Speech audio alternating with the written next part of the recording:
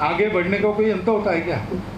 इतना आगे जिसका कोई छोर नहीं, जहां पूर्णता ही मर्यादा हो, सीमाओं की डोर नहीं। विकास एक ऐसी चीज है, यहां तक विकास करना सोच के विकास किया, वहां गए, वहां पहुंचने के बाद दिखता है कि इसके भी आगे है,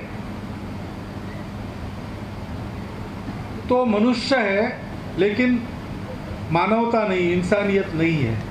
वो मनुष्य बन जाए असली पहले, वहां जाने के बाद उसको लगता है लेकिन मनुष्य से कोई होते अति मानव, सुपरमैन कहते हैं, सुपरमैन फिल्में वगैरह निकलती है उसमें दिखाते हैं कि अलौकिक शक्तियां जिनके पास होती, तो फिर मनुष्य अलौकिक बनना चाहता है, सुपरमैन बनना चाहता है, अति मानव बनना चाहता है, लेकिन वहां रुकता नहीं, उसको लगता है कि देव बनना चाहिए, तो देवता बनना चाहता है। लेकिन देवता कहते कि हमसे तो भगवान बड़ा है, वो भगवान बनना चाहता है, और भगवान कहता है कि मैं तो विश्वरूप हूँ, अभी तो आपको एक रूप में दिख रहा हूँ, लेकिन मेरा जो सारे विश्व में व्याप्त ऐसा बिना आकार का रूप है वो असली मैं।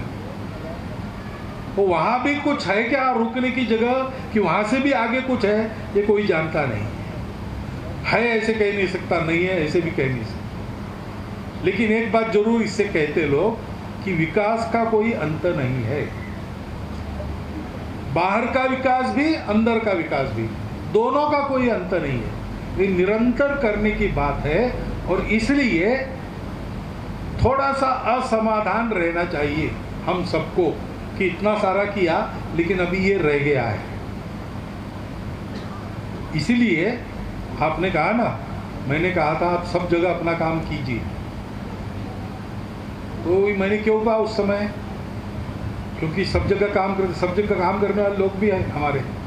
अशोक जी इधर काम कर रहे थे, और भी लोग काम करते, कल्याण आश्रम काम कर रहा था, अभी भी कर रहा है। तो एक ही रास्ते पर ज़्यादा वाहन हो गए या ज़्यादा आदमी हो गए तो टकराते आपस में, इसलिए रास्ते पर नियम देते, आप बाएं तरफ से जाओ, आप दाहिनी तरफ से जाओ। लेकिन ये मालूम है और ये करना भी पड़ता है, फिर भी उस समय ये क्यों कहा मैंने कि ठीक है आपको बाहर के इलाके में भी काम कर सकते हैं, क्योंकि विकास का कोई अंत नहीं।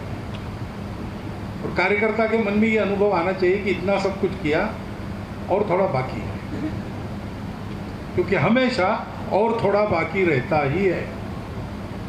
और इसलिए ये मत समझना कि इतने इतने काम करते, इतने वृक्ष लगाए अब हो गया, नहीं भाई, हो नहीं गया, वृक्ष लगते रहने चाहिए। इतने लोगों को पढ़ाया, हो नहीं गया भाई, और नई पीढ़ी आएंगी, उनको भी पढ़ाना है, पढ़ाई सतत चलनी चाहिए, स्वास्थ्य की चिंता सतत करनी पड़ती है, ये सारे सतत करने के काम हैं, इनका अंत नहीं है। और सतत करने में ही इससे पूरा समाधान सबको मिलता है।